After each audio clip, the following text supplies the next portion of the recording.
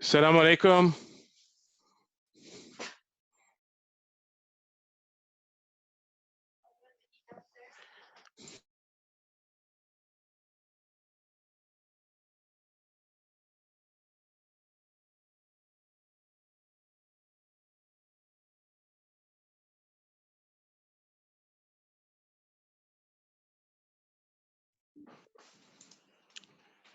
Assalamu alaikum. Walaikum assalam. Will we begin as soon as everybody is arrived?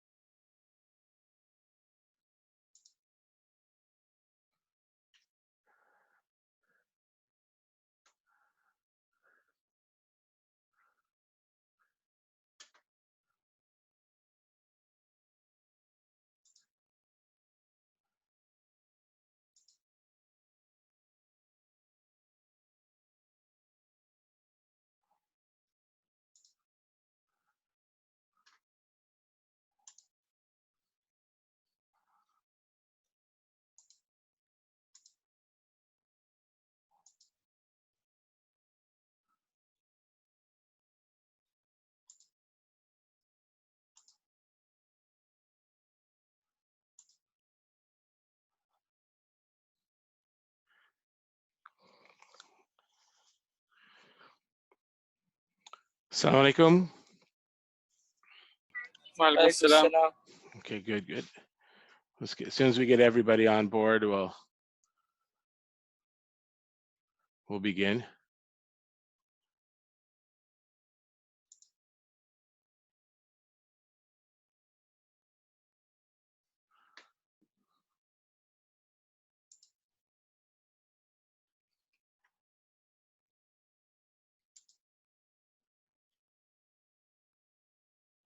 Can you hear us? Oh yes, can hear you.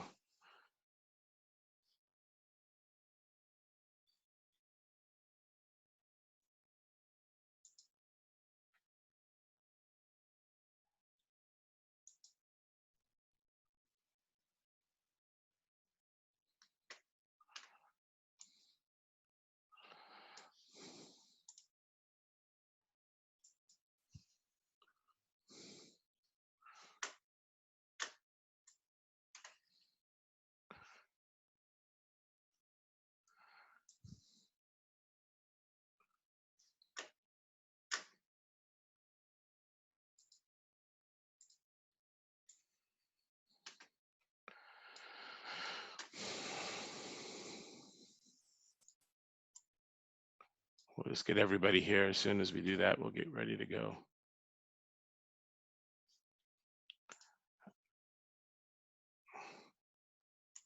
Yeah, we'll just give it a few minutes before, I guess, people can join. Yep.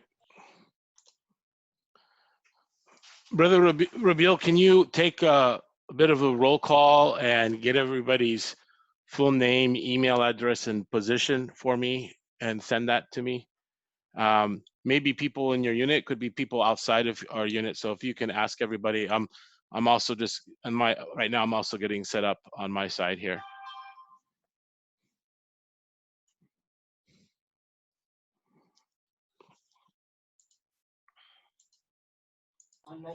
I'll do that. I just see only Ibrahim and Firas. They're the senior scouts. In fact, they're the hopefully, inshallah, be the Eagle Scouts.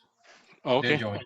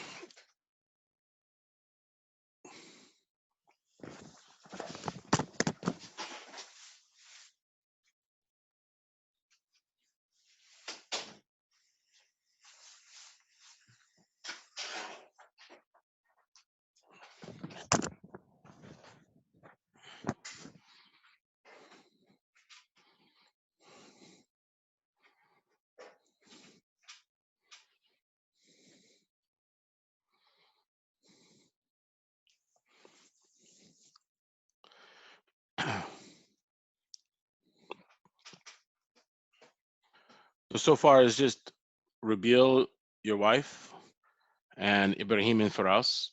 There's no one else? Yes, that's what it seems like. Hmm. Like other than that, like my son is here. Okay. Like yeah, like the family's here. He'll join, I think, from his computer now. All right. Let me make sure I want to write everybody's names down. Otherwise, I don't want to be saying you and you and. Okay. Ibrahim. Ibrahim, what is your last name? Kadwai. Can you spell for me? Q I Mm-hmm. D W Mm-hmm. A Mm-hmm. I. Kadwai. Kadwai, yes. Kadwai. And then Faraz. Was It's that? the same. Same. It's the same. But it's Faraz, right? Yeah, it's Firaus. no FIRAAS.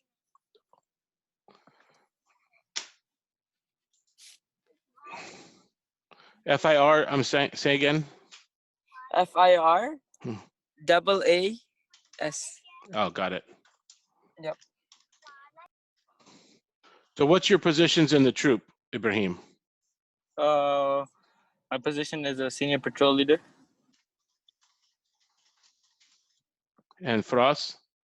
My position is assistant senior patrol leader. Okay. Ibrahim, how long have you been senior patrol leader?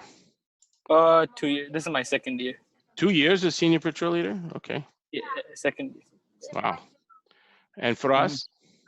This is my first year being assistant senior patrol leader. Okay. All right. And then it's Rabil.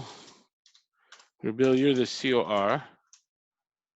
And then your wife's name is Amatullah, was it?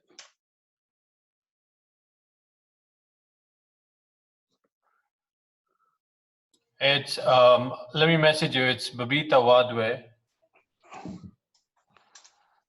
Yeah.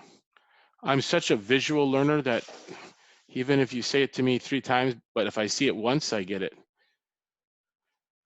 I'm horrible with my audio skills, but much better with my visual.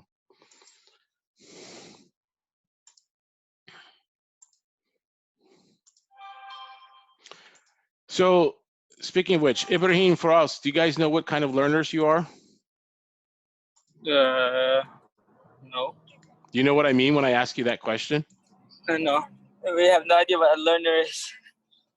So, yeah, that's actually a question that a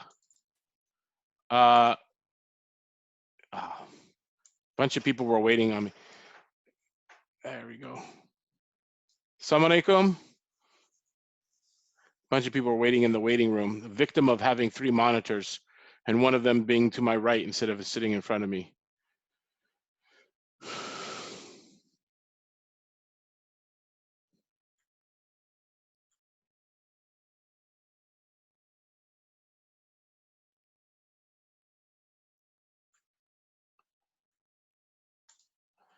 And I want it to be this automatic entry, but I don't know why it's set to.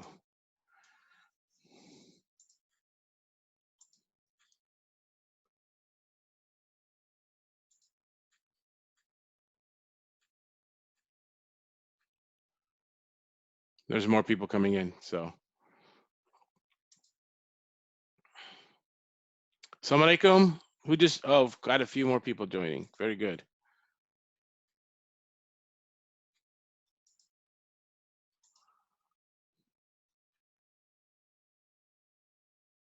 So by the way, I added you as key 3 on all the 3. Okay. Oh, fantastic.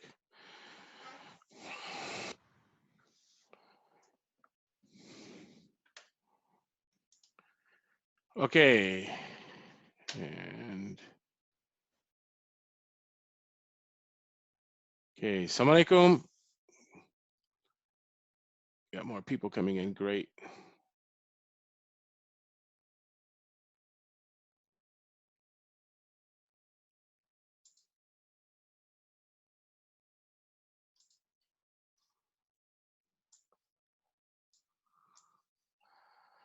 All right. Fantastic.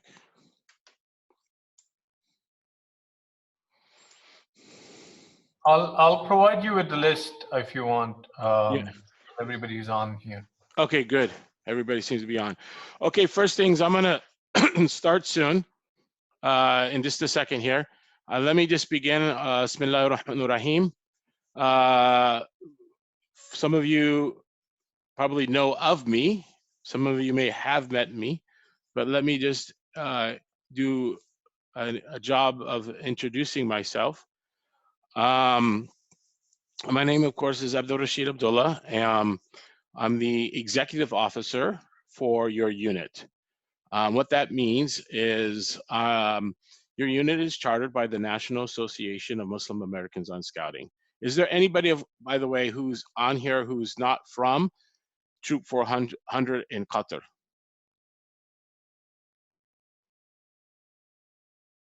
So everybody here is from Qatar right now. And please feel free to speak up, because right now I'm managing multiple screens and things like that, don't have an assistant. So if you say something in the chat, although I have the chat screen open right now, but because I'm doing multiple things, next time I'm gonna get an assistant to help me out. I may not be able to see the chat. So if you're saying something in the chat, in the future, I may not see it as we're talking.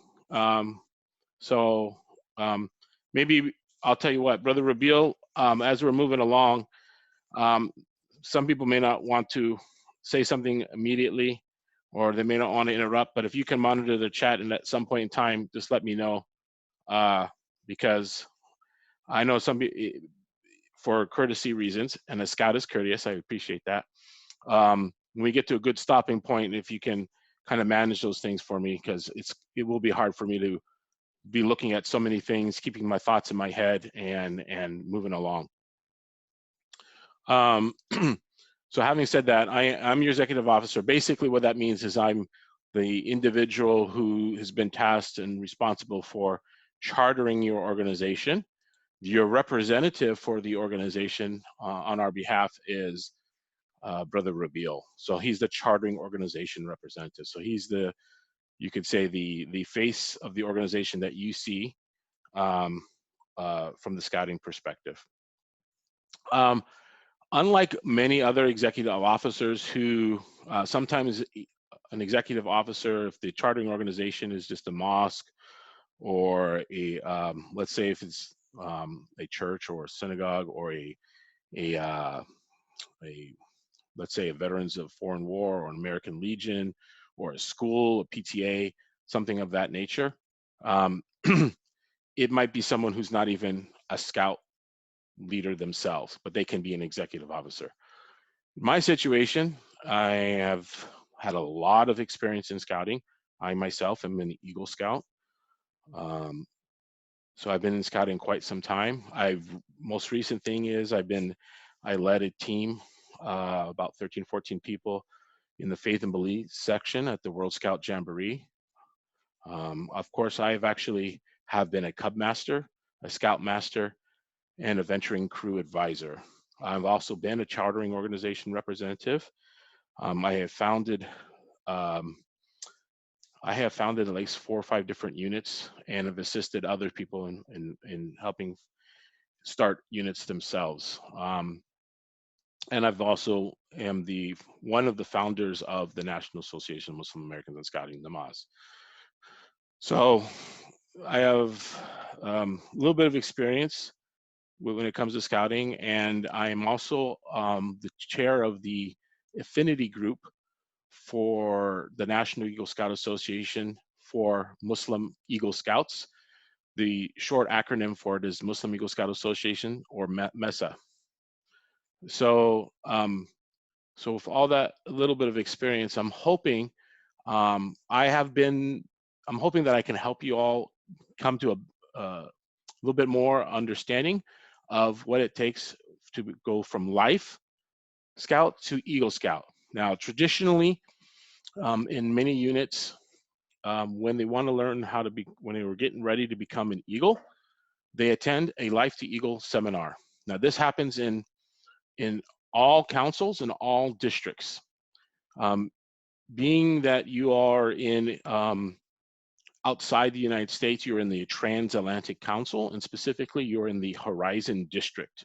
If you didn't know that, that is actually your geographically how you've been organized. Every scout belongs to a council, and then they are placed in the district for organizational purposes geographically.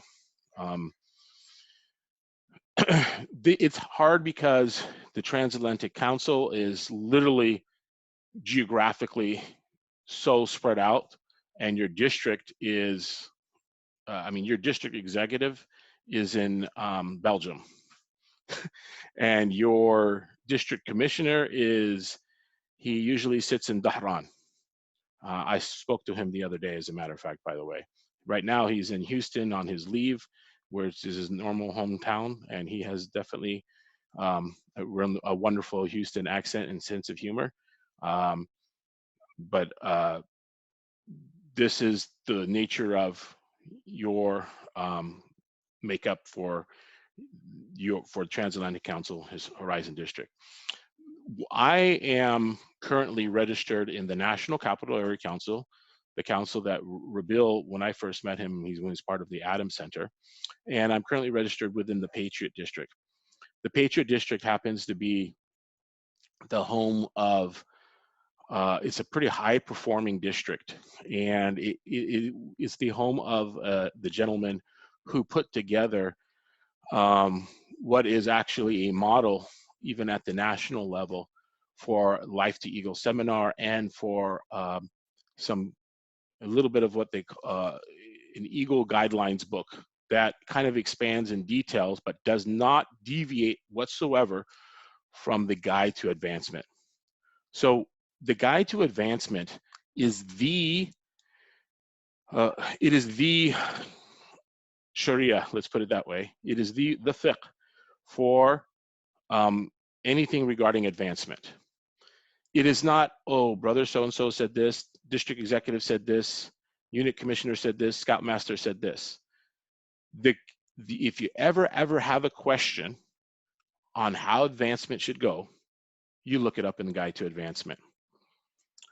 Now, sometimes the Guide to Advancement might say something. It may say per the scoutmaster. If it says that, then it's per the scoutmaster.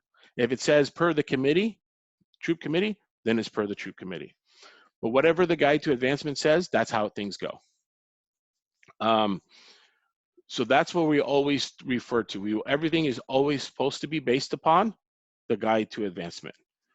And that's how things will work. So everything that I'm going to show you today or talk about today, the bottom line is everything can be found in Guide to Advancement. Now, there's always updates and changes in scouting. Like, they will come out with new rules.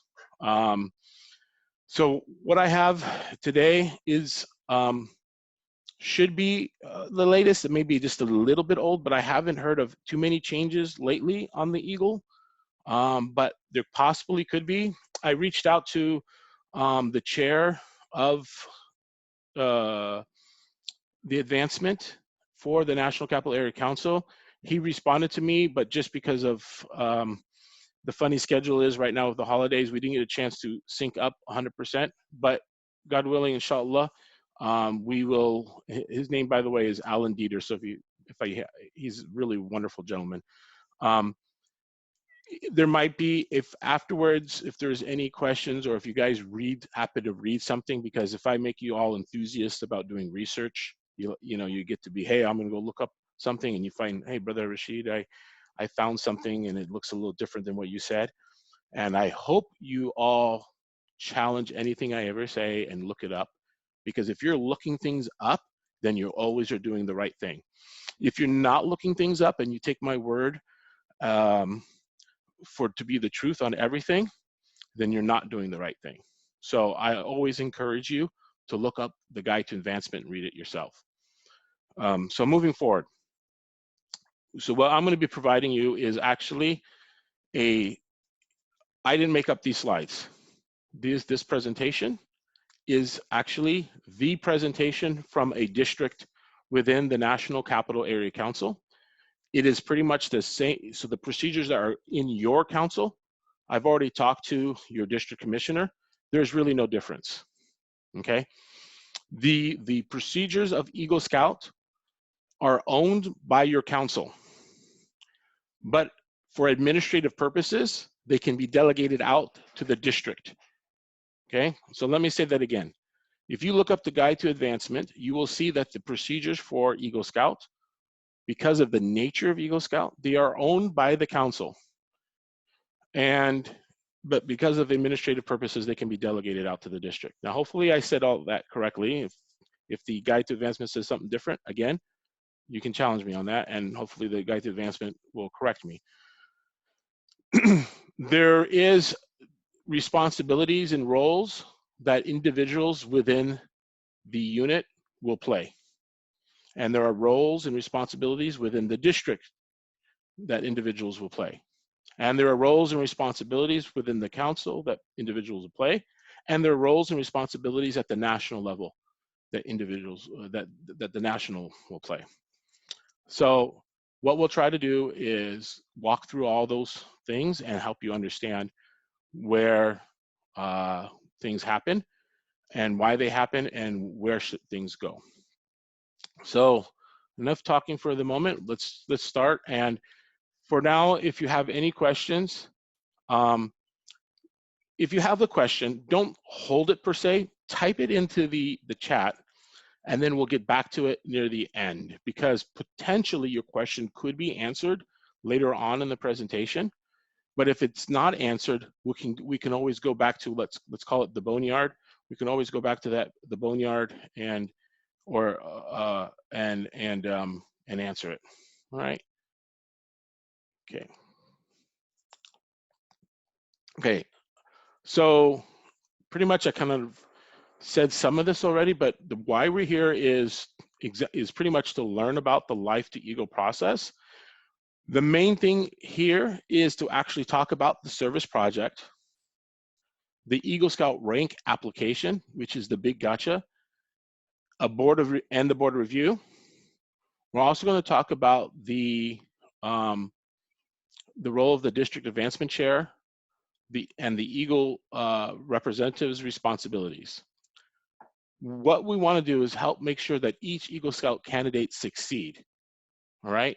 We want to make sure that every one of you who is an Eagle Scout candidate, that when you get to that board review, that when you're there, there should be no reason by the time that you get there that the board has any reason to deny you, because you can get denied.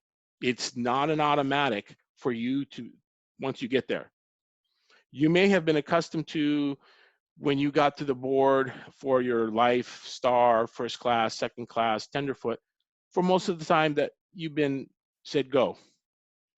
But I'm telling you, when it comes to the Eagle board, I have seen it where people are said, no, you're not ready. But it's generally not liked. It's kind of, we want to make sure by the time you get there, to use a phrase, an American idiom that says, we want to make sure you have all your ducks in a row. Okay? So you want to make sure you have all your ducks in a row. Everything is lined up, ready to go, so that you will succeed. That is what we want to intend. We want to make sure that you have definitely checked all the boxes. And what is the Scout motto? Who knows the Scout motto? Let me hear you. Ibrahim, Faraz, what's the Scout motto? Be prepared. Be prepared. Very good. All right. We want to make sure you maintain the highest quality of the Eagle Scout. Now, I'm an Eagle Scout. I want to make sure that anybody who's joining the rank of Eagle Scout is truly Eagle Scout worthy. We don't want any fake Eagle Scouts amongst us. So when somebody becomes an Eagle Scout, they have truly met all the requirements and they have done their best. Okay, every person who becomes an Eagle Scout does that within their own abilities. Okay, within their own abilities, but they do meet the requirements as spelled out in the Guide to Advancement. All right. So we want to make sure, when I say we as within the Boy Scouts of America, the whole purpose of this whole thing is we want to hold the reason why being an Eagle Scout is so important, why it's so recognized around, in this country and around the world of being it's why it has such an honor, is because there is dignity in this award, because it's not something that you just get. You just don't rubber stamp it. You have to work for it. It's something you earn. It's not just given. And so that's why it's so important to make sure we go through this process. And that's the whole purpose of understanding what's involved. As I've mentioned, there is a Guide to Advancement. This is a link to the PDF. Now, you don't have to write this down. I will I'll give, and this is an inevitable question. Somebody will say, can I get these slides? Yes. So you don't necessarily have to be taking notes right now. I'd rather you just pay attention. If you want to take some notes or something, you can, but you don't have to be writing notes on what I'm putting on here on the slide. Just take notes if you have some thoughts or what have you. And by the way, if you Google Guide to Advancement, you'll be able to find this. But let me tell you one thing. Always find your original sources. Only look at the URLs if they say scouting.org. Scouting.org. That is or if you get it from your council. Okay? There are third-party sites that might have some information, but be careful about secondhand opinions. All right? The authority is the Boy Scouts of America. And then always make sure that you got the latest and greatest. So, as an example, I'll just take a second, since I've already kind of alluded to this so many times. If I Google Guide to Advancement,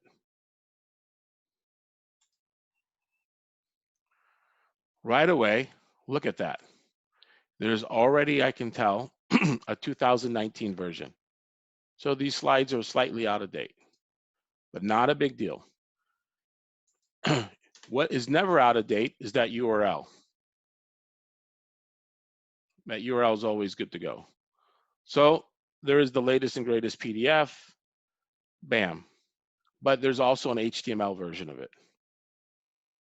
All right, that's all really what I want to do. I bet you the biggest change was probably in advancement for members with special needs. The reason why I know this is because the guy who actually writes this section is a good friend of mine.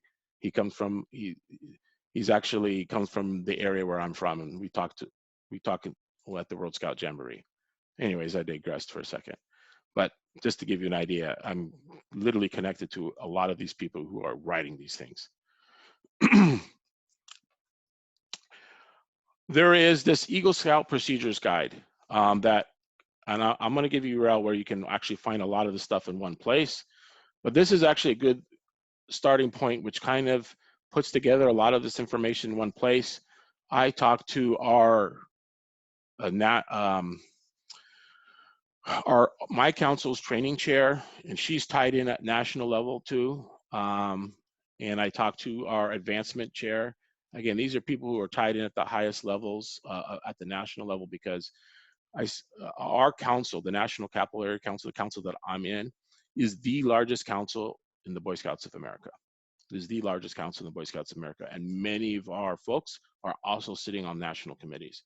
It's the only reason why I'm using this as reference point. So these are pretty good guidelines to use.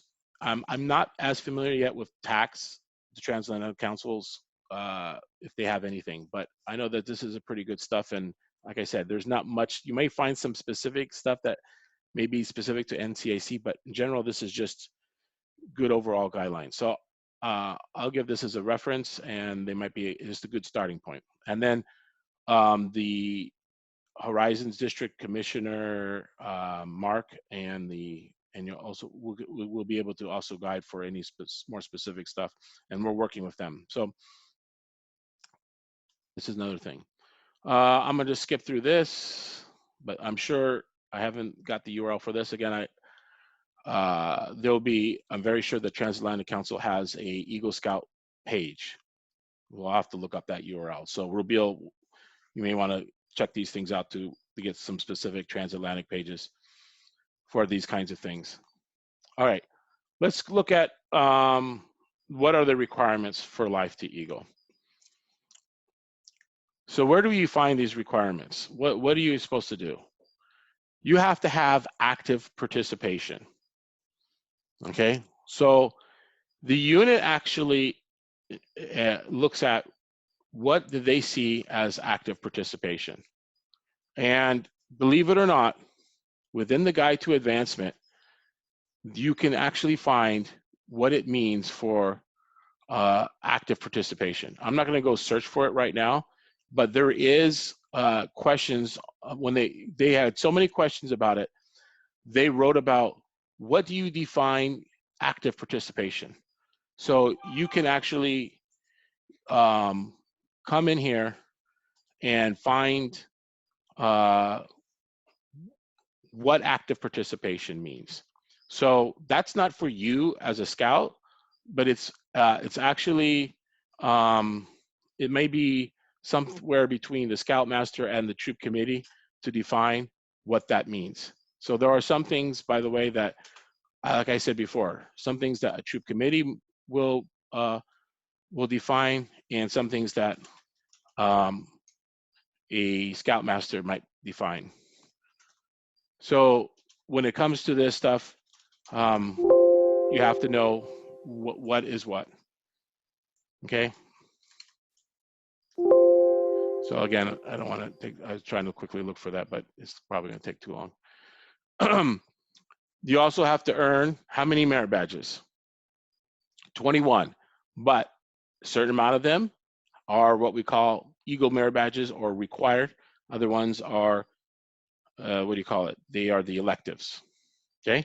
You also have to have served in a position of responsibility, all right? Now, hopefully other people, hopefully everyone is serving in a position of responsibility, especially if you have a small unit. And hopefully that also the unit is conducting regular elections.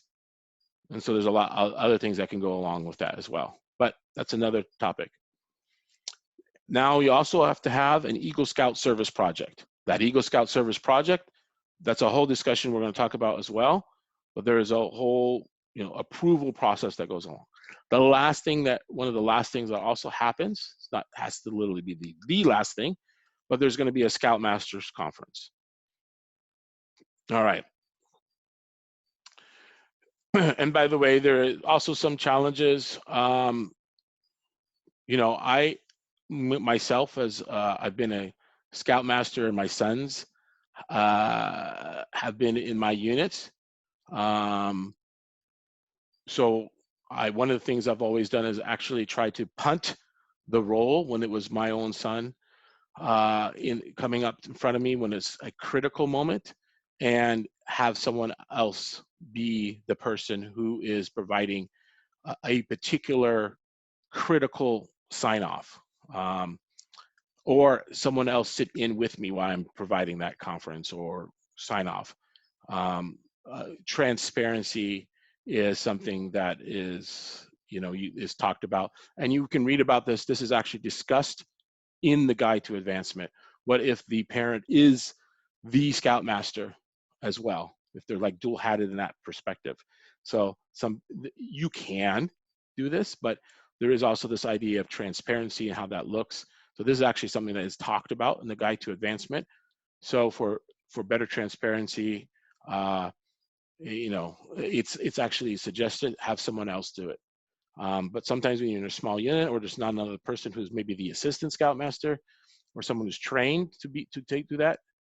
But as I've done it, like I said, I usually had someone else sit with me, or I punted that to someone else who I also knew was trained and capable. Now, talking about the Eagle Scout rank application package. This is something that is coordinated with the Scoutmaster, Advancement Chair, or Eagle Advisor, okay? It's coordinated with them. So hopefully you have a troop advancement chair, You could also have someone who is just the Eagle advisor. So when you start having a large unit and you start putting out a lot of Eagle Scouts, I actually became the Eagle advisor for my units. This is why I know a little bit about this stuff, because we started putting out so many Eagles, start getting used to this. So the advancement chair actually is so busy doing so many other things that you actually get a specialist in this area. And that's when you have actually a unit Eagle advisor. And that's actually an actual role. And then you have, of course, you also have to coordinate with the Scoutmaster. But there's also other people who have other signage requirements. They have to sign off, like there's a COR has to sign off on something. Committee chair will have to sign off on something, but that doesn't mean that these other folks are also you coordinating with them. Finally, there'll be a board review, and then there's the Eagle Court of Honor, and that would be the the final thing. All right. So what's the first thing you should do? Okay, you as the Eagle Scout, what you want to do first is make sure you're going to set up some kind of folder on your computer, and you need to download the Eagle Scout Service Project Workbook. Okay, so for all the Life Scouts here who are looking to, or who've been starting or looked into, have all of you gone downloaded the Eagle Scout Service Project? So who are the Eagle Scouts Yes. here? Ibrahim, Faraz, Firas. who else do we have? Yep. That's the real life right now. Yeah, real life. Okay, for me it's mumbling. So besides Ibrahim and Faraz, who else are candidates here? Anyone else? Don is. Me. Who's me? Hamdan. Hamdan. Okay, great. Anyone else? Okay, I'm done. Put that down. Okay. Not at the moment. No one else is live scout except me, Ibrahim, and Hamdan. Okay, great. You all went down. Now, you went to the BSA website and downloaded that project workbook? Yes, we have. Okay. And by the way, only use that PDF is kind of finicky. So when you download it, make sure you're always downloading the latest and greatest, because I can tell you one thing. This thing always changes, okay? It's changing all the time. And make sure that, see here's the workbook. Talks about the workbook here. And make sure it tells you, use at least Adobe Reader 9. Don't use any other PDF reader. Only use Adobe Reader. Don't try to use your phone to do this on. Again, only use Adobe Reader 9, and only do, like when you're editing, only edit on your desktop. You can view this on something else, but only edit on a regular computer, like a laptop or a desktop, as long as you got Adobe Reader 9. Why? Because what this was designed for, and it's how it's fillable, and all the little programming that went into it, it will not work well, and you will actually, later on when it's trying to do something, it will have issues. And you will introduce those issues when you try to save it or do something. And here's the deal. If later on you go back and you say, oh, why is that not there? And if you lose something, you're going to be so mad at yourself because it's going to be gone. Another pro tip. When you're putting in a lot of text on something, let's say it tells you write up something, write up a little proposal area, open up a Microsoft Word document, write your little proposal there, save it as proposal, make sure your grammar is good, make sure you've spelt correctly, all right? You know, you're an Eagle Scout here, have some quality. Then when it's nice and good, copy and paste that into your workbook. All right, so use Word for what Word is really good with. It helps you with your grammar, helps you with your spelling, and then paste it into the little box that they give you in the project workbook. All right. Pro tip, because they don't know how many Eagle Scouts I've worked with and how many times I've seen this issue. I tell you what, y'all looking at me right now, these, about a few years ago, I didn't have any gray hairs. These are all Eagle gray hairs. True story. I'm not, and that is not a joke. All right. Okay, back to here. So you download, make a folder on your computer, put everything there. Now it says on your computer. Here's what I tell everybody. Most folks got a Google account. So yes, you may want to put this on your computer, but what I say is put it on make a Google Drive, put it on your Google Drive, and save the file there and download. Does everybody know? I'm not too concerned about the adults, but maybe they know this because a lot of folks are IT.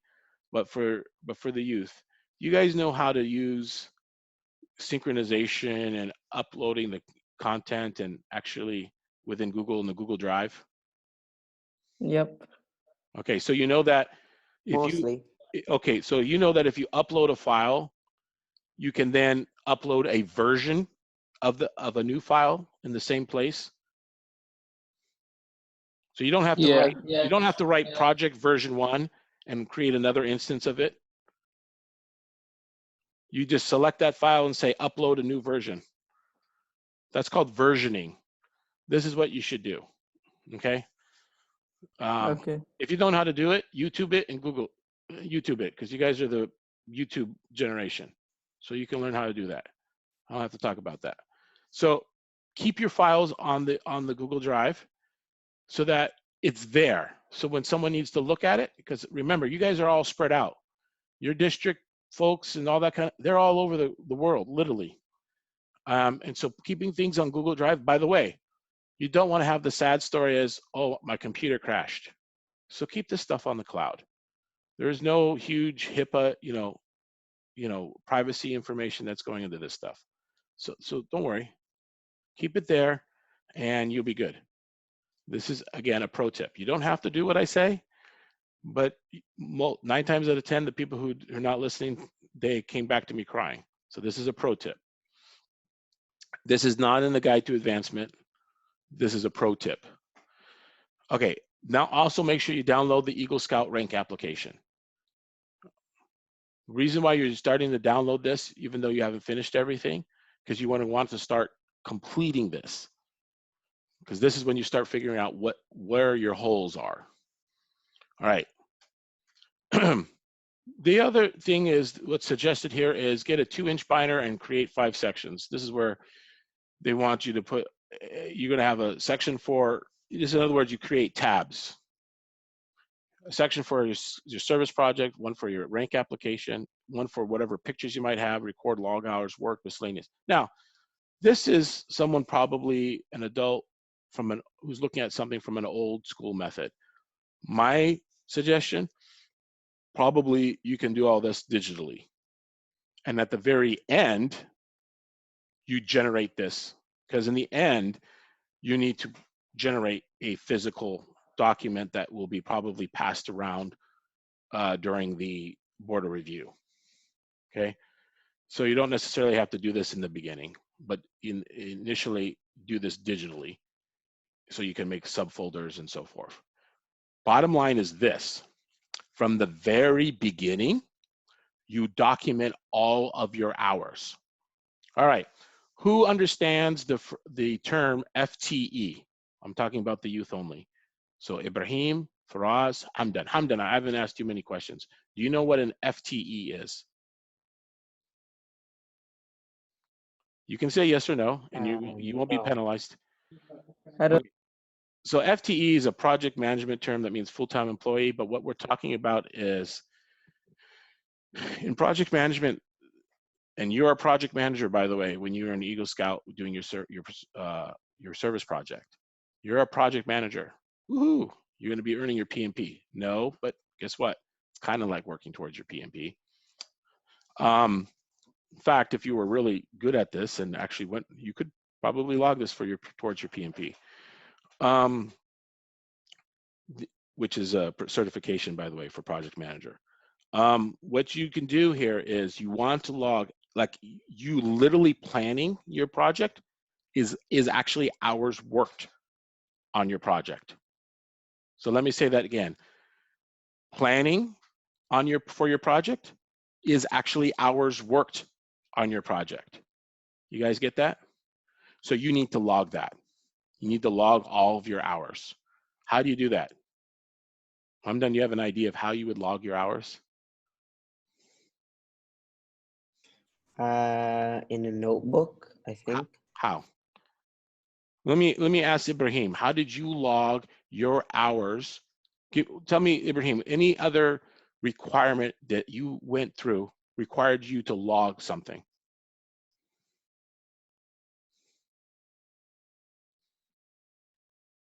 Have you done all your merit badges already, Ibrahim?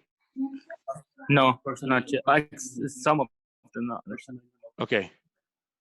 Who's what? I heard something. Someone said something that I think is what I was looking for. Maybe that was one of the adults. Sorry, can you repeat the question? My thing. Here's my question. What other requirement that you may have already worked on required logging of hours? Oh, personal management. Okay. Maybe somebody cued you on something. Okay. Yeah. What did you do in personal management? I logged my budget for No, but I'm asking about expenses. but I'm asking you about logging of hours. What did you do? Can I say something, please? Sure, please. I think there's a section in the new handbook where you can log hours. Okay. But is there any requirement that what is that for? Requirement for what? I want to know if you guys have worked on any requirement that required you to log hours. That's what I'm looking for. The physical education requirement for the rank. Yeah, that's what I'm looking for. So you guys should be, see, here's the deal. By the time you've gotten here, you should already be familiar with this concept of logging hours. So that if you look at that log, it looks like a spreadsheet. My point being is, if you don't know how to do this, you should already know how, because one of the requirements that you've had to do for one of your rank requirements has already had you do this. May I say something? Sure. The way I have logged my hours for my Eagle project is like it's on a Microsoft Excel sheet. So it's like date, time, and then how many hours have I done overall. Perfect. Now, add one other little thing. What did you work on? So what was I was planning? So Now, can task be counted? Exactly. That's exactly what we're talking about. Now, here's the deal. Once you start getting other people helping you, you're now going to have to add resource. In other words, resource is a person. You get me? Yep. There you go. All right, moving along. I have one more question. Sure. In this, what if like in your Eagle project, you've used some of the scouts beforehand, but you haven't added them yet? You haven't added them to what? To your logging? Yep, to my logging. Well, you need to go ahead and track that. Okay.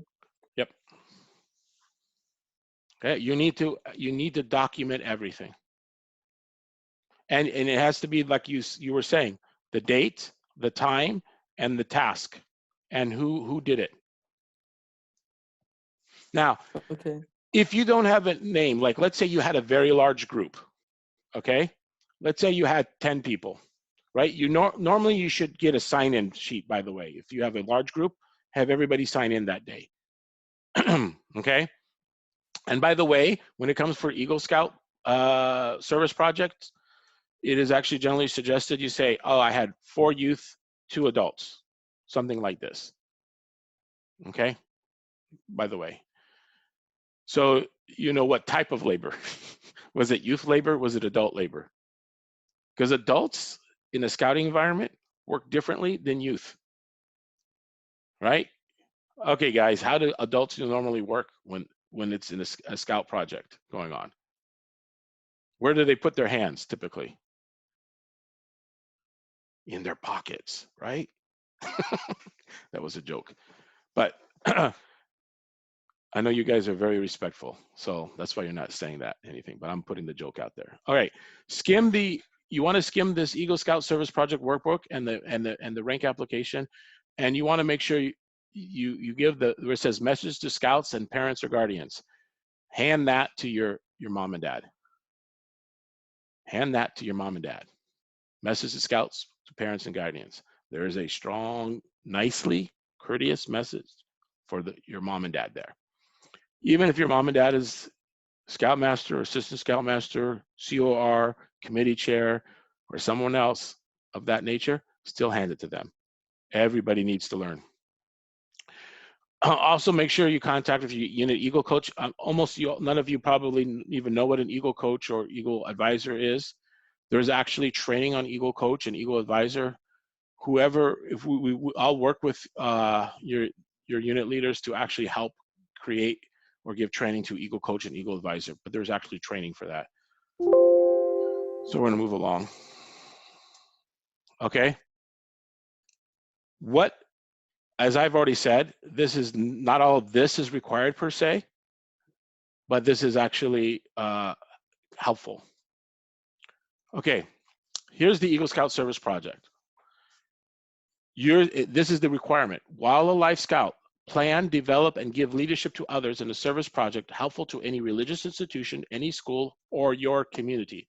This project must benefit an organization other than Boy Scouting. A project proposal must be approved by the organization benefiting from the effort, your unit leader and unit committee, and the council or district before you start. You must use the Eagle Scout Service Project workbook in meeting this requirement. Okay, that's the requirement. Okay, and that's in Guide to Advancement. And so if we looked up Guide to Advancement 92020, that's where we'd find it. So what's the Eagle Scout Service Project workbook, how it looks like? So this is it. There's different sections. You propose it, then you plan it, then you report it. Excuse me, then you do it, and then you report it. Okay, you propose it, you get the approval. If you start doing it before the proposal is done, no. You can't start doing it before the proposals signatures have been done. Nope, doesn't work that way. Propose it, has to be all signed off on it. Then you start doing the planning, and then you do it, and then you report it. Okay, that's the process. As I kind of mentioned already, this is a fillable. By the way, it's also expandable. So that each section, it might look kind of small, you don't have enough space. Actually, it expands. So just put in as much or as little as you think you need. You must fill out every section that's there, and make sure you read every section. If you ever have any questions, you can, and what we'll do is we can help establish sort of that's what the Eagle Scout coach, or excuse me, Eagle Scout advisor is there for. Well, I'm going to work through Brother Rabil, and we'll help establish this so that if there's any questions, we'll try to get those answered. Because this is, I only started getting a little bit smart off of this after doing this like a few times. It is not something, the first time you do this, you're overwhelmed, trust me. So to have questions is natural, all right? So this is that page I talked about, message to scouts and parents or guardians. There's also going to be one for the benefiting organization. I know I've already talked about this, keeping track of time. From the time you begin looking for a project to completion, you should be keeping track of time. One of you mentioned using an Excel spreadsheet. Yes, you could use a small, Yeah. you could use a piece of paper. By the way, they even have an app for that. But whatever you do, use that one method and continue doing that, okay? There are literally apps for volunteer tracking. Each entry should include a person's name, date, hours, or fraction of hours, and their purpose. This is what I already mentioned. What were they doing? And the accumulated data will be entered in the project report. Go to the end of the document. Look at what the project report is asking you to do when it says report on it, and you all understand what I'm talking about. Leaders, when it's all said and done, you have to enter the report the amount of hours for youth and adult that was done for this Eagle Scout project. Let me say that again. Leaders, normally the COR or the committee chair or advancement chair, you have to go into the same place where you do, you may never have done this before, but where you do your journey to excellence, there's a place where you put in service hours. You've never done that before. You will report, just like any other service project, the number of hours you do, you will report. And this is a requirement to put in the number of hours. Times include such as things as research, making phone calls, participating in meetings, completing the Eagle Scout Service Project Workbook. What you probably want to start doing is, instead of writing out a whole lot of little detail, you may just start having things like, okay, made phone calls, you know, so it becomes almost categorical. So you don't have to write a whole bunch of stuff. But then again, you might have also then a notes area. So you may have category, okay, research. Then you might have a notes area where, okay, this is what I was researching, because it may be a note to yourself. Record not only time you spend on the project, but also the time others spend helping you on the project. Time spent meeting with an adult, time a parent spends driving you to and from a home. Yes, your mom and or dad, aunt, uncle, whoever, they're spending time with you to take you from here or there. Guess what? When your mom or dad or any other adult takes time out of their day to help you, you better be appreciating that. And guess what? That is time towards a project. Times friends spend actually working on the project. Project photos add an important perspective to the workbook. However, they say they are optional. But guess what? How many words does each photo give you? I'm done. How many words does a photo provide? 1,000. What? 1,000 words. 1,000 words. Right. That's an old saying, right? A picture is worth 1,000 words. So when I see a photo, aha, I get it. I get what you're trying to say now, right? You can describe a lot of stuff, but when you see a picture, you're like, aha. See, when you show me, like I just mentioned earlier on, for people who got on earlier, I may not get someone's name if they tell me, if I hear it, because when someone goes in through one ear, it goes out the other ear. Because there's this big empty vacuum, cavity in between the two ears. I call it a brain, but it's kind of an empty cavity. But when it goes through my eyes, it stops in the back of my head because there's this big cement skull there. So it gets stopped there, so I get it, right? So that's how, because a lot of people are visual learners, right? So when they see something, aha, the light bulb goes on. So use photos because they add. If the candidate elects to include photos, he's encouraged to include before, during, and after. Pictures before, pictures of project work, and completion. So if you're like redoing, and like let's say you're remodeling a bathroom, go in there beforehand. If you go there afterwards, who knows? So what? Excuse me. I don't know how it looked before.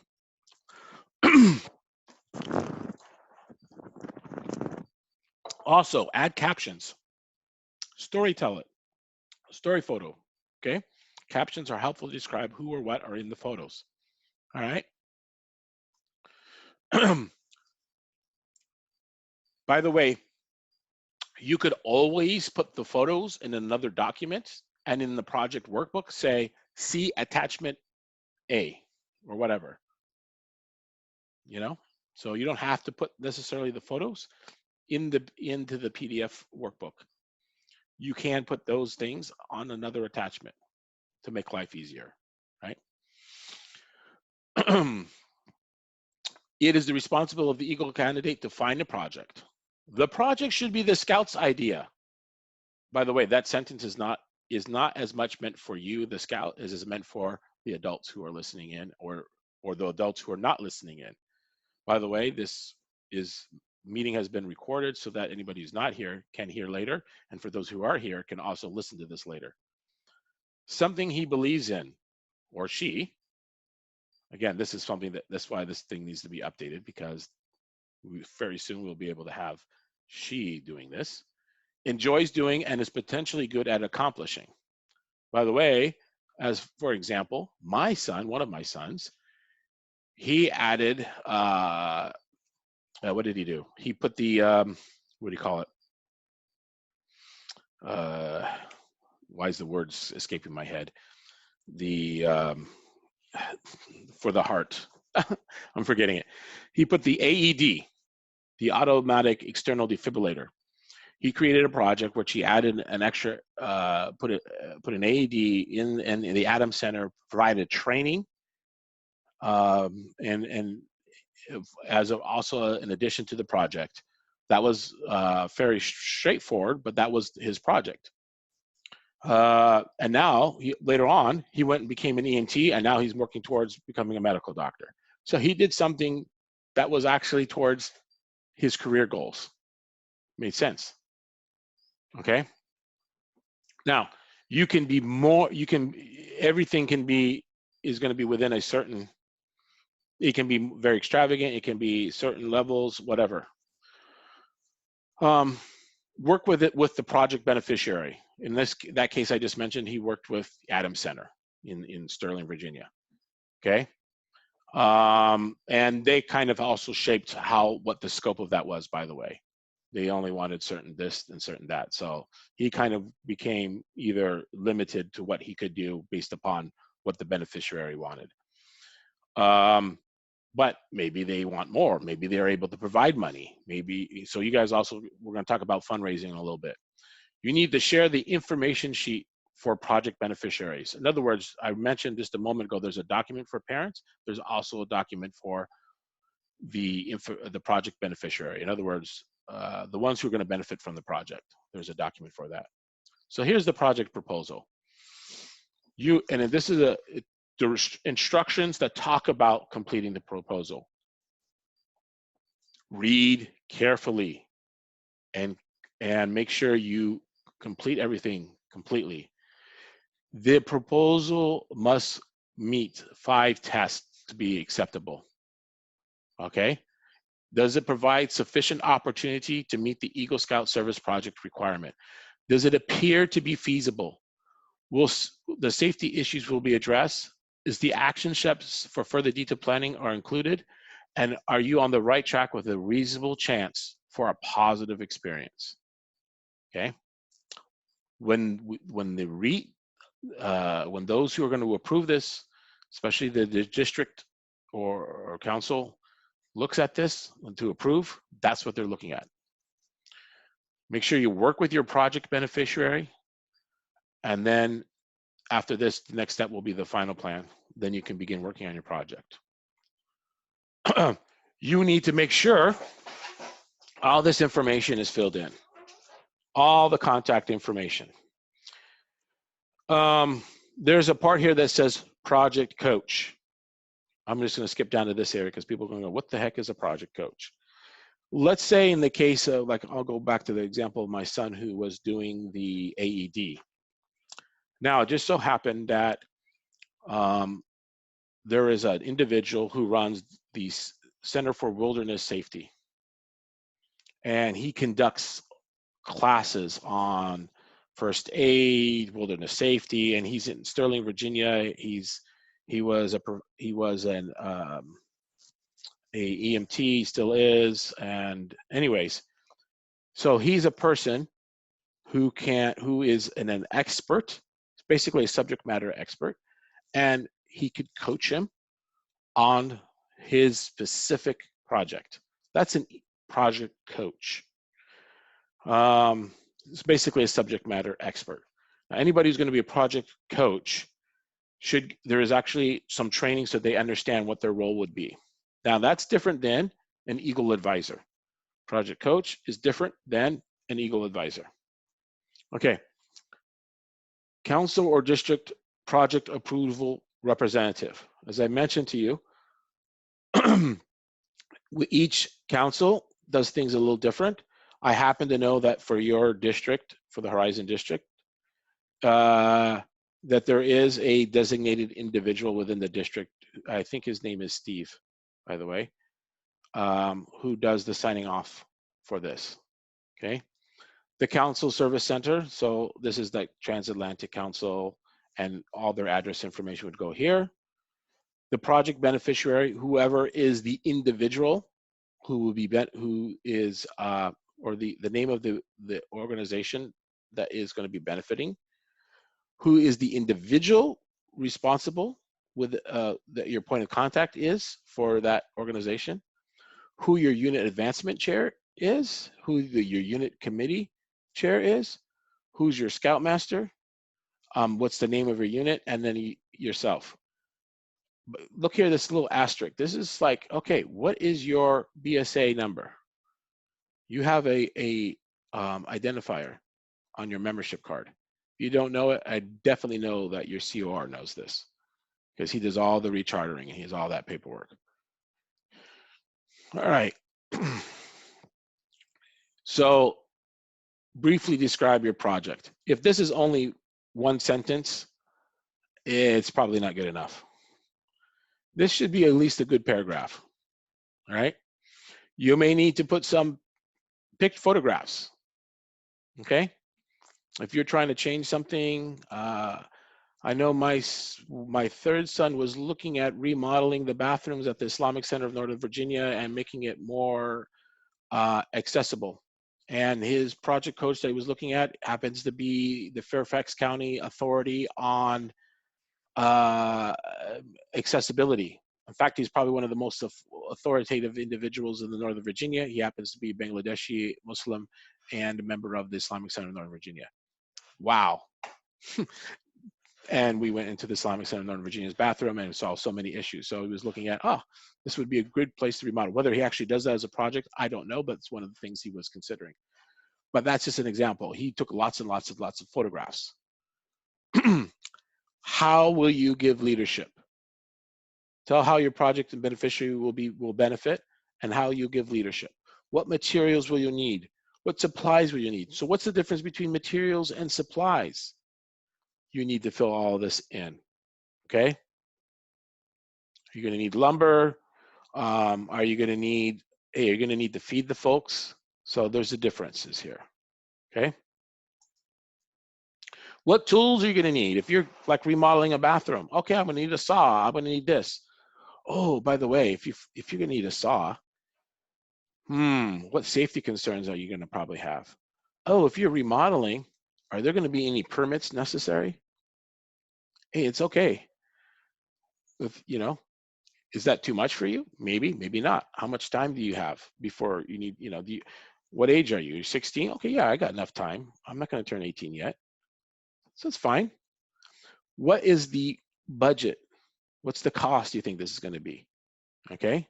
By the way, you might wanna you might wanna have a spreadsheet other than this to be where you're doing all this, right? Remember I said you can use other documents. You don't have to put, this is just where you're putting it all in a nice tidy place for the proposal.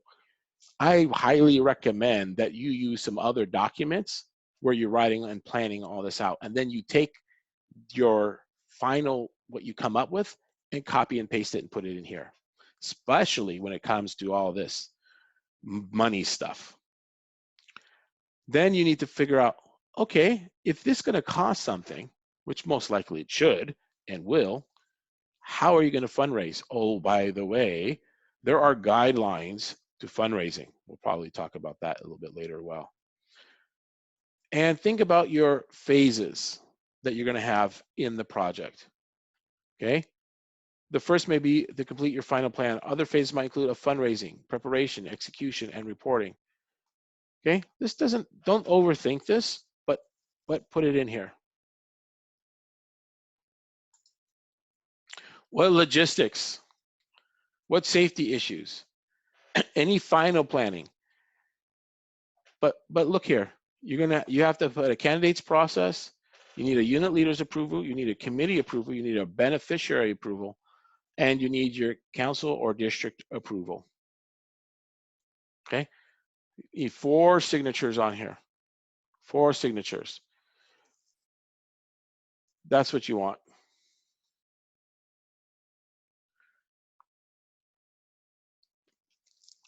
Now, from a committee's perspective, I'm going to advise you all, you really should be working with folks who understand. That's why I'm probably here talking to you all now right now. This is not an easy process, and you want to make sure that the eagles that you produce are of the highest quality. So reaching out and getting a better understanding of this is a key importance. So make sure that, good that you're attending this seminar, this talk, and so make sure that you don't rush this process. You don't want to rush this process. Look at this candidate's promise. On my honor as a scout, I've read this entire workbook, including the message of scouts and parents or guardians, and I promise to be the leader of this project and do my best to carry it out for the maximum benefit to the religious institution, school, or community I've chosen as beneficiary. Remember, you are the one doing this project, not your parent, not your scout leader. You are. Okay? Your parent is not the one who should be doing any of this. Make sure that is the case. Your mom or your dad is not earning the eagle. Your scout leader is not the one earning the eagle. You are earning the eagle. And that's why when you go later on in life and you put it on your college your college application that you earned the eagle, that's why this is so important. Remember, on my honor. Those are words to live by. And a scout is trustworthy. First point of the scout law. It's like Rasulullah sallallahu alaihi wasallam. He was al-amin. A scout is trustworthy. This council or district approval, okay? While it makes sense to obtain them in the order they approve, there should be no required sequence for the order of obtaining approvals marked with an asterisk. However, council or district approval must come after the others, right? So this is the last one. Before you approach the council or district approval, make sure you get all these other ones, okay? Sometimes what you want to do is get a soft approval. So as a scout, you talk to your scoutmaster, what do you think? You talk to the beneficiary, what do you think? All right, get your proposal done really good. Okay, because the beneficiary really usually doesn't know too much about, they'll sign off on anything just about, usually. Unit leader should really is one of the keepers of this process. Okay, when they put their signature to it, their signature should mean a lot. The unit committee especially should mean a lot. Okay, the council or district, when they approve this, they're going to lean really hard on the unit committee. Project fundraising. It's permitted only for securing materials and otherwise facilitating a project. Okay, it's permitted only for securing materials and otherwise facilitating a project. It can be done without council approval from the beneficiary, the candidate's parents or relatives, or the candidate's unit, the unit's chartered organization, parents or members of the candidate's unit. Now, let me tell you one thing. Eagle Scout fundraising has a special category than normal unit fundraising. So what I say about Eagle Scout fundraising does not apply to all other unit fundraising. Okay, it has its own category. It is for project fundraising. It is done differently. Okay, you can ignore this. This is actually very council specific. But there is a document within the workbook that talks about fundraising.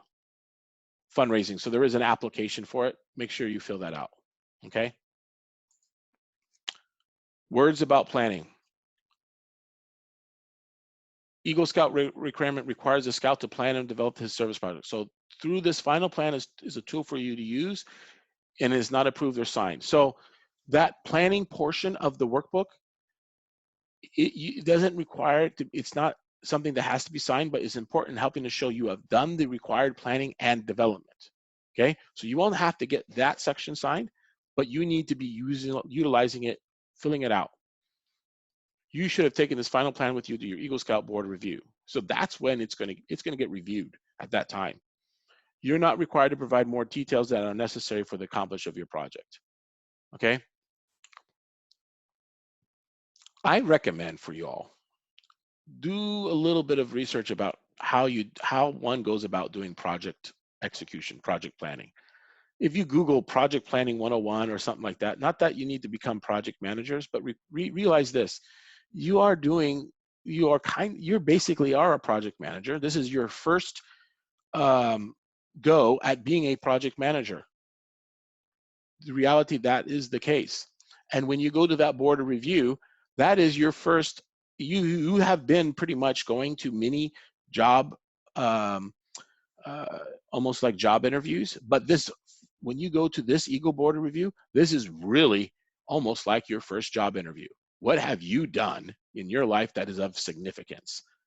That project, Eagle Scout project, is a major significant thing, and it will be grilled. You will be grilled on it. You will be talked about it.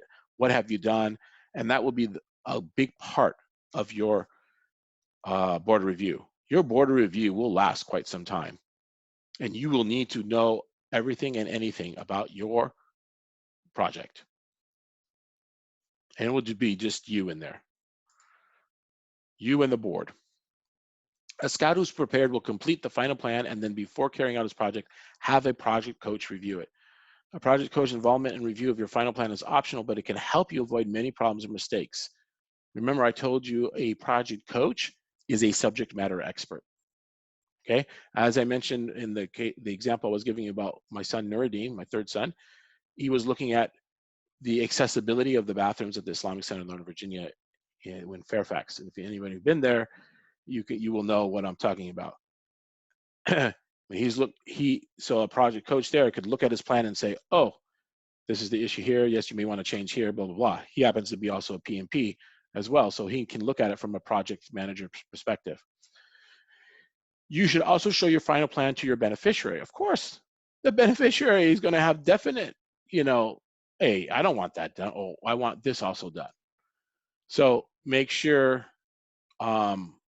you read also the Navigating the Eagle Scout Service Project. Make sure they read that, okay? They need to understand about this whole process. The final plan. Make sure that you have how will your project be different from your approved proposal? So guess what?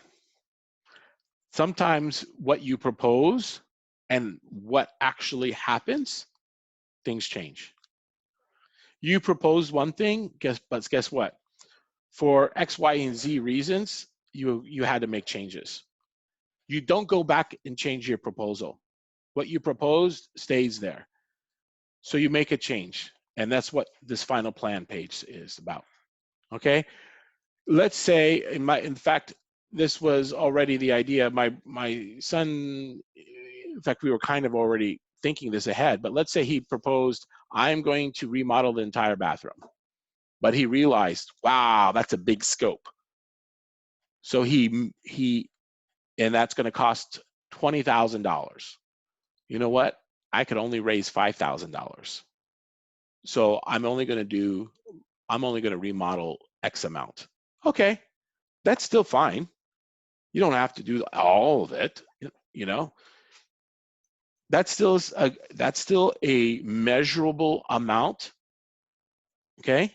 That's still a measurable amount of success, and doing that is still good. So because of, let's say for this reason, for financial reasons, he could only raise a certain amount, he had to change the scope of the project. That's fine. Maybe there was a permitting issue, so you had to change the scope of the project. Maybe there was a timing issue, so you had to change the scope of the project. It's all okay. Sometimes you have to scrap the whole project altogether. Maybe you have to go back to the drawing board and submit a new proposal. But as long as when the almost the same proposal, but you just have to modify a little bit, this is when you fill out this final plan page. Or plan B. This is second page of that, okay? What's the work processes, the attachments, everything. And there's the page C, final plan. So this is how things finally worked out. Boom. The more planning attention to detail you do at the beginning will help your project come together. Describe your project so you understand what needs to be done, okay? You and the beneficiary understand what's being done. You explain to everyone else, your project will be successful. So make sure you are communicating. Communicate to your beneficiary. Communicate to your project coach. Communicate to your leadership. But guess what? You are the one in charge. And if there's a problem, you're the one who's going to face the consequences. So communication is going to be key. Conduct the project. Remember, the project leader is about giving leadership and service to others. So my lesson that I can talk to you about and to demonstrate this, I became a shift manager at McDonald's at the age of 17.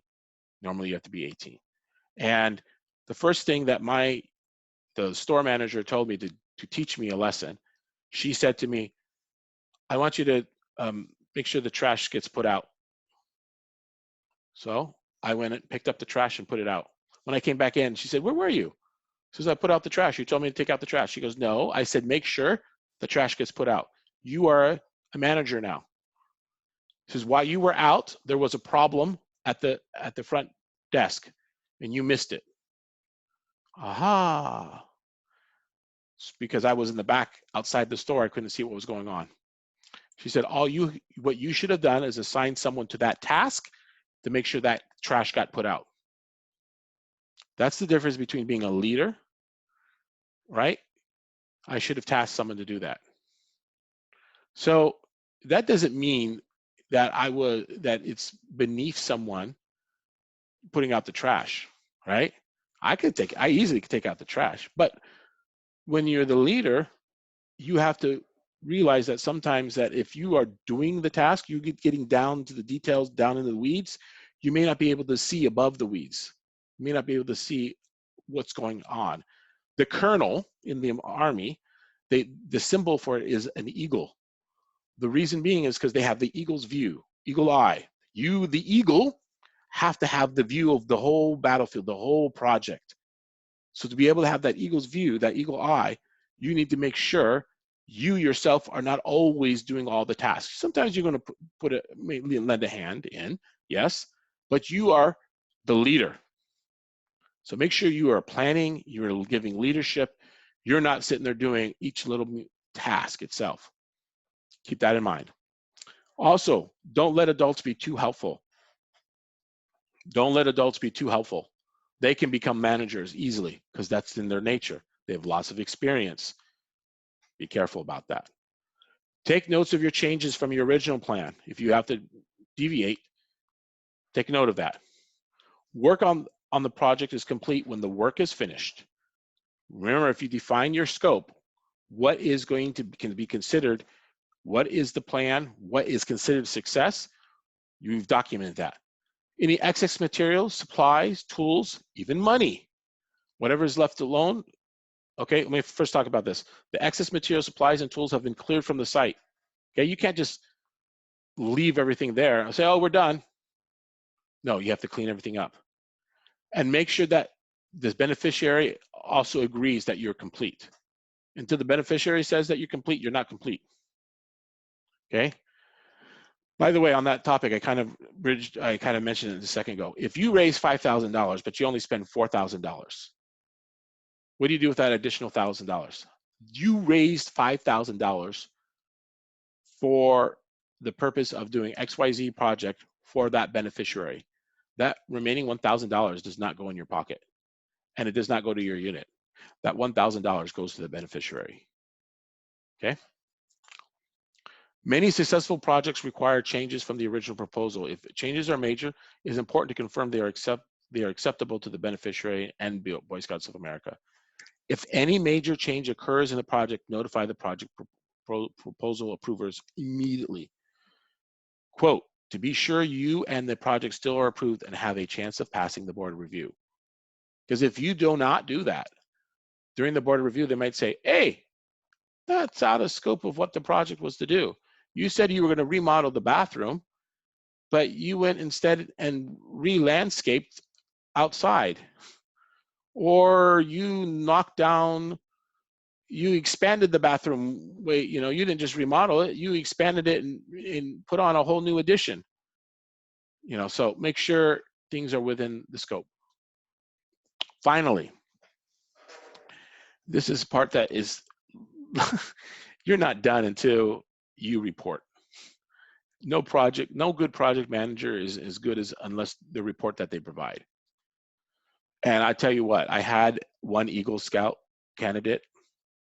It took him months, and he came back to me 3 or 4 times before he finally got his report done right. He went back and forth. Okay. So project report page. Make sure you you fill this out. Get you all this out. Project descriptions, your observation, your changes, the leadership. So everything. And you know, was there any problems? What was most difficult? But here's the key thing I want to come into: the data. How many hours did you work? Remember all that logging I was talking about earlier? How many total hours did you work? How many registered BSA youth members? How many hours did they work? How many number of workers were there? How many hours did they work? How many other youth were there? In other words, how many who were not registered members of Boy Scouts of America? So you see how this question is? So remember when I told you you're tracking people? You're going to probably want a category. Are they BSA youth, non-BSA youth? Huh? Are they BSA adults or non-BSA adults? Okay, so that's probably a category. Is this me? Is this a BSA youth, non-BSA youth, BSA adult, non-BSA adult? So those are categories of type of labor, and then the number of hours they worked. Okay, now your log can be much more detailed, which is fine, and it should be, but when you summarize this into an executive report, which is what this really is, okay, it will just put, you know, the final data here. There is no requirement for a minimum number of hours that must be worked on an Eagle Scout service project. Theoretically, I guess you could say, it could say 50 hours here. But let's say you were remodeling a bathroom and it said 50 hours. I can tell you, you do not remodel a bathroom with only 50 hours, unless you considered painting a bathroom 50 hours. But I can tell you what, painting a bathroom would not be considered an Eagle project. That would be considered a service project, a regular service project, but not one of Eagle worthiness. Okay, that's the difference. So again, more to talk about your fundraising efforts here. How was it collected? How much was spent? How were the donors thanked? All of these things. By the way, think about some of the times it's okay to read through this ahead of time, because it gives you an idea of what you probably should be doing.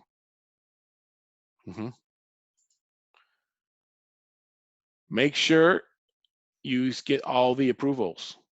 Remember, the beneficiary has to say, yep, I did it. They did it as agreed. And the unit leader says, yep. So as a unit leader, the scoutmaster, I never signed it until I saw this signed off on And then I normally went to the beneficiary and said, oh yeah, how well did they do it? Because when I had the Scoutmasters conference, I wanted to, I would have went back and said, part of my discussion with the Scoutmasters conference would have been, yeah, I talked to the beneficiary and they were pretty happy with what you did. Or they had some opinions about how you could improve. The board of review members are the final approval authority that the project was properly carried out and meets standards. The following must be answered. In what ways did you demonstrate the leadership of others? Give examples of how you directed the project rather than doing your work. In what ways did the project benefit from the project, and did the project follow the plan changes? If changes were made, explain why the changes were necessary.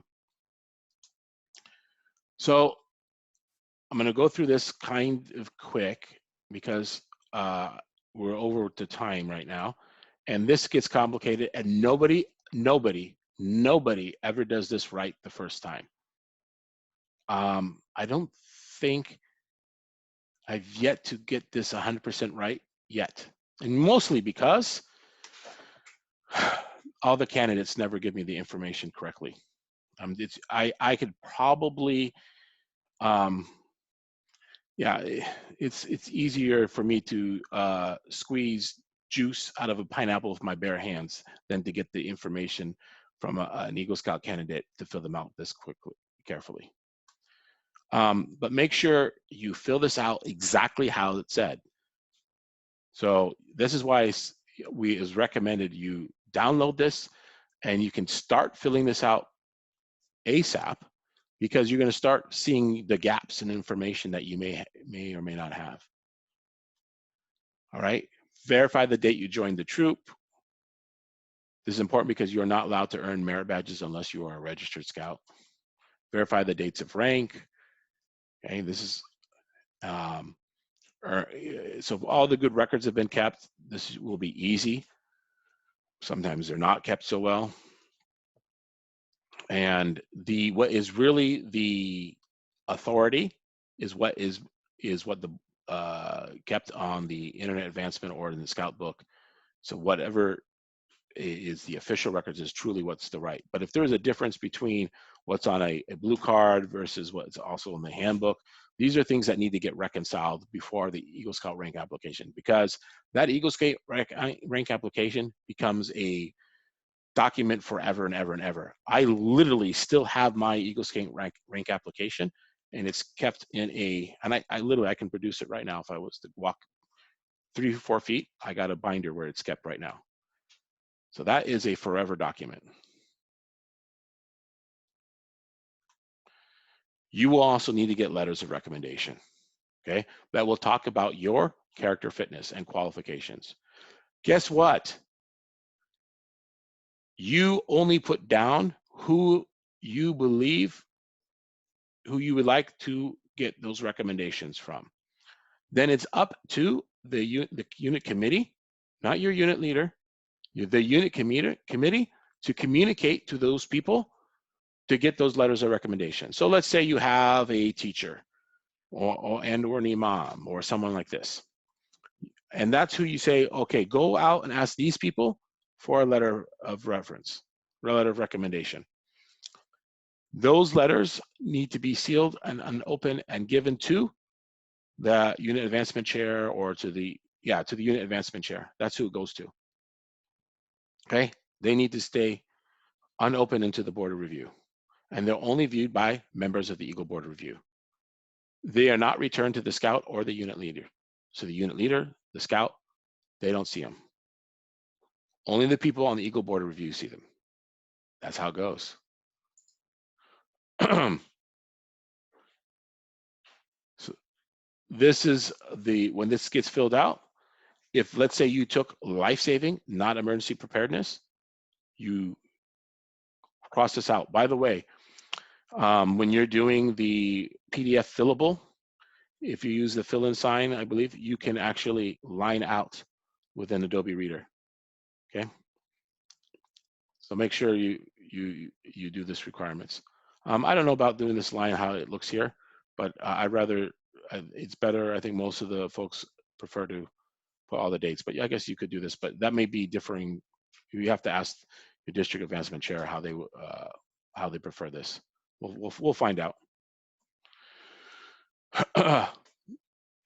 Whatever position you've been in, make sure it goes in. You can only list the last. You only need to put in for the 6 months that you fulfilled the requirement.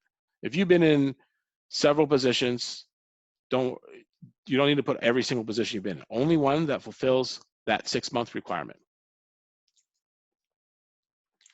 Okay, the date the project was completed and the grand total of hours. That's all we need. That last one. Okay. Now, by the way, I want to mention something. Let's say you have a bunch of merit badges. Let's say you're 1 merit badge short. And trust me, this is a very common scenario. I just had a scout from a Troop 55 in Great Falls, Virginia. He had communication merit badge left, and he had done everything else. That's all he had left to do. That's the last thing. And in fact, I'm not too sure if he had the Scoutmasters Conference left, but theoretically, let's say that's the last thing he had to do.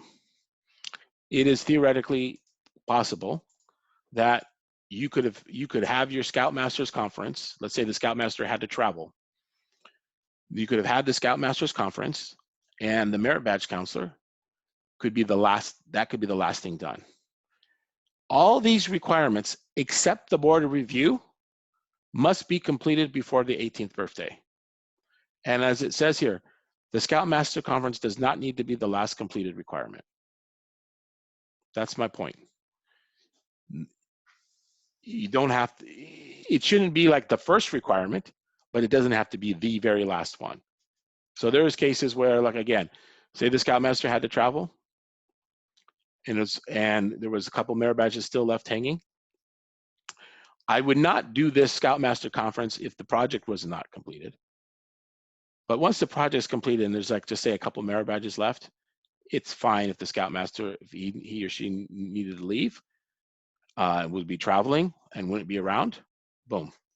Also, if the Scoutmaster is traveling and there would be a need for that conference before that person's 18th birthday, then need to be designated someone else to do it in his or her place. Okay. Successfully complete that board review. You can have that board review after the 18th birthday. Actually, my board review, as an example, was done after my 18th birthday. I completed all my requirements before my 18th birthday. I actually went off to college and I came back later, 3 months later during Thanksgiving break, and I had my board review. Happened to 2 of my other sons actually as well, and happened to actually a couple other Eagle Scouts I know that went through our unit. That's where the gray hairs came in, by the way. But that you don't, as long as you get all the requirements done, the board review does not have to be done before the 18th birthday. Whew, thank God for that. All requirements, with the exception of my board review, were completed prior to my 18th birthday. Scouts should sign before the unit and leader committee chair signatures. Yes, do not. With that Eagle Scout rank application, you don't know how many times I've had a scout come to me and this wasn't signed when they came with me to that, with that Eagle Scout rank application. Yeah, make sure by the time you come to me as a Scoutmaster, you've already had that signed. Hello. And then you go to the Scoutmaster and you go to committee chair. Yeah. By the way, as a crew advisor, that's why another reason I've been signing off on things. As a crew advisor, I did a lot of these. The district Eagle representative does initial approval. Okay, this is how in your council, probably there'll be a district Eagle representative, but then the council will actually do the verification. So this can take some time. By the way, once you've had that board of review, well, once you can submit the application, it'll be some time. Then they'll schedule the board review. By the way, so you submit the application, and then they will schedule a board review. Once they do some verification, they got to make sure everything checks out. So that's why you want to make sure all those merit badges you said that you took, it's all documented. So that's why, even though you start your project now or what have you, you start verifying everything that's on the Eagle Scout rank application now. Don't wait to the very end, because sometimes people find out, oh, I thought I earned this merit badge. No, it's not showing up actually in the official records. Okay. So when they meet with the district Eagle representative, this usually is a face-to-face meeting. But in the case of your all, this might be face-to-face, might be a video conference. Okay. I don't know, for the adults, this is something from the Internet Advancement. This may also be coming out from Scout Book, since that's replacing the Internet Advancement. That will help you verify all the records. I can help work with you guys on that because I'm very familiar with that. Scout Master Unit Committee is responsible for obtaining the verification, not the Scout. Okay. I worked with all my Scouts. I got that report and I worked that with them. In fact, that's the first thing I did, is I brought that up and I gave that to the Scout and I said, make sure, tell me what's different. I actually had a very extreme case in which I had one who came from the Houston Council, came to me, and that's when he was finalizing the Eagle, and all the records was in bad shape. So this is something different. Like I said, Eagle boards of review are usually 30, 40, 45 minutes in length. It can actually get longer, just depending. Okay, they're going to address leadership, scouting, current events, goals, life purposes, community service project, etc. They're going to get to know you. So you want to, make sure you're going to be interactive. The decision of the board must be unanimous. If there's one dissenter, and all members have an equal vote. You don't get a choice on who's going to be a member of that board. All right. That, like I said, that presentation was a presentation that was from the National Capital Area Council from one particular district. It had some specifics to that district, but I know there are some details that can be provided from the council. Like, for example, the representative for Horizon District that you're probably going to be working with is Peter Tennis. I know when I was speaking with Mark, who's your district commissioner, he happened to mention that name, and Brother Oase was reminding me of his name. But those just come with little details we'll put into place there. But right now, I just want to know, is there any other questions about the Life to Eagle process that I didn't cover, or that you may still have at this particular point? I have a question. Sure. So if my service project is approved for Eagle, my Eagle project, and I fail a board review, will I have to redo my whole Eagle project? Not necessarily. It will depend on what they say and why you failed the board of review. And what if what about that application? Would I have to redo that? Again, that would be, it all depends on what was the reason why you didn't make it through the board of review. So that becomes a very specific scenario that can change. There could be multiple reasons why they did not recommend you. I don't like to use the word failed. Why you weren't recommended at that time for to become an Eagle. So usually sometimes there may be something that they're looking for, and maybe they'll ask you to come back. So there could be a number of reasons. What do you think, and this is, what do you think would be the first place I might go to right now to try to find out more information about that? Scouts.org. No, give me a very more specific place. The guide to advancement. Yeah, you were catching my visual cues, weren't you? Yeah. Yeah. Yeah, exactly. So in the guide to advancement, this will be covered. Okay. But again, it is going to be it depends is the answer. It depends. So it literally will be whatever is the case. Okay. So I can't tell you exactly. But by the way, there is an appeals process too. If you feel like something was wrong, it could be appealed. That doesn't always work out in the favor of the scout.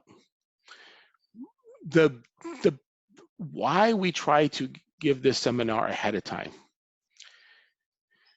We want to make sure this process is successful. And for the sake of those who are trying to lessen the number of gray hairs that they're going to get at a younger age, we want that also to be the case. We don't want to have people getting gray hairs. In other words, we want to make this as stress-free as possible. There will be stress in this process, guaranteed. But we want to minimize that. The whole point of scouting is you to learn something, but what is the other biggest part of this? Can you guys tell me? Why do you do scouting?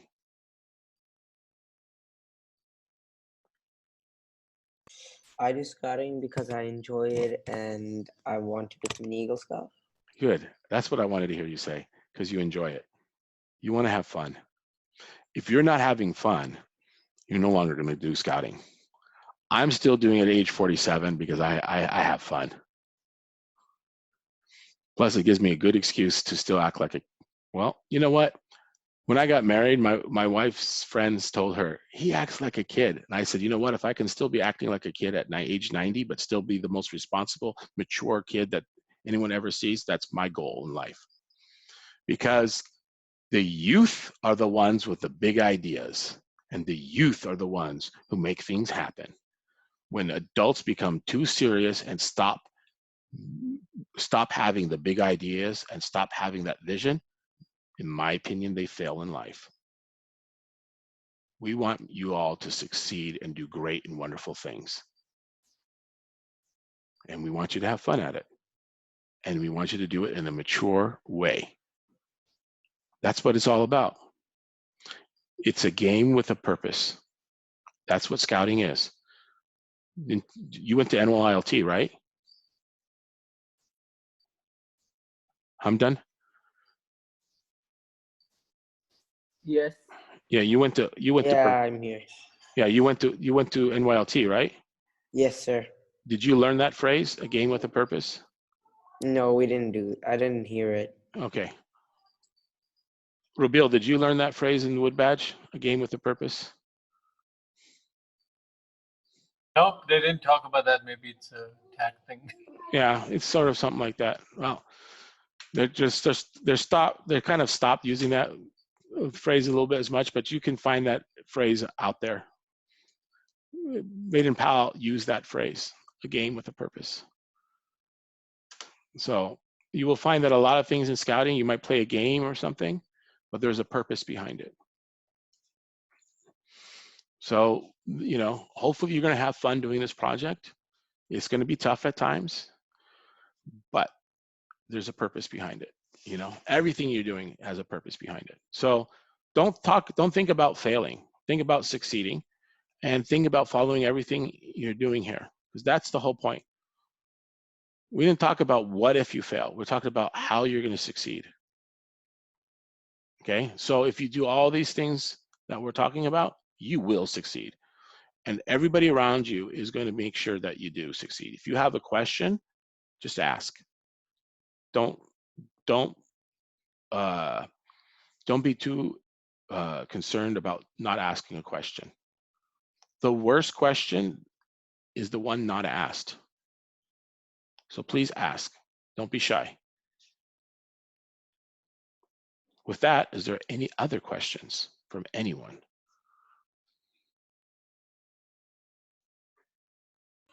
Can you just clarify who picks the board of review, or is that a district's call, or we can do that? That is completely the district's call.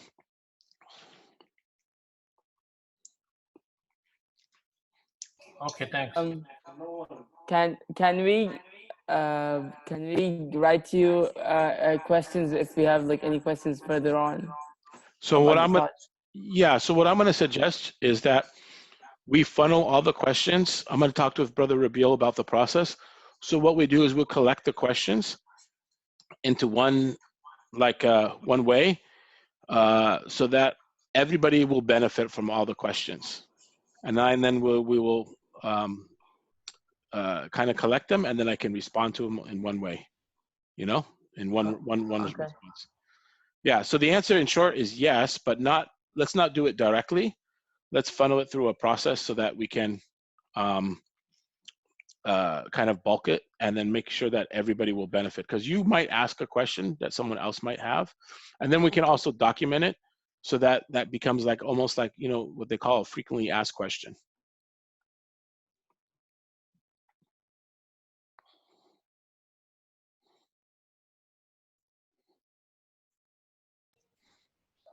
I think that's the end of it. No more questions. Thank you, Brother Abdul Rashid. Jazakallah khair for this session. Inshallah, we will do more of these sessions. Inshallah. I had intended to have done this earlier. Unfortunately, I had a lot going on. I had the World Scout Jamboree I was leading and so many other personal agenda items. But inshallah, this will be the beginning, inshallah, of monthly program. And also is my intention to actually make this part of like almost like a monthly virtual roundtable.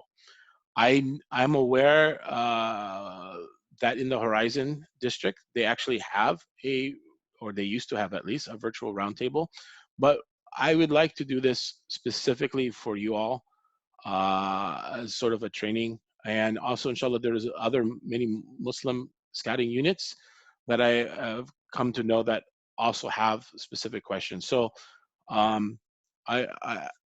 you all have a hard time accessing the training that you really really need, and that will make you successful. So inshallah, I will try to support you with that information. And also Brother Rabil and I have been talking so that I can access also the data information that I need that will also help me make it more easy for me.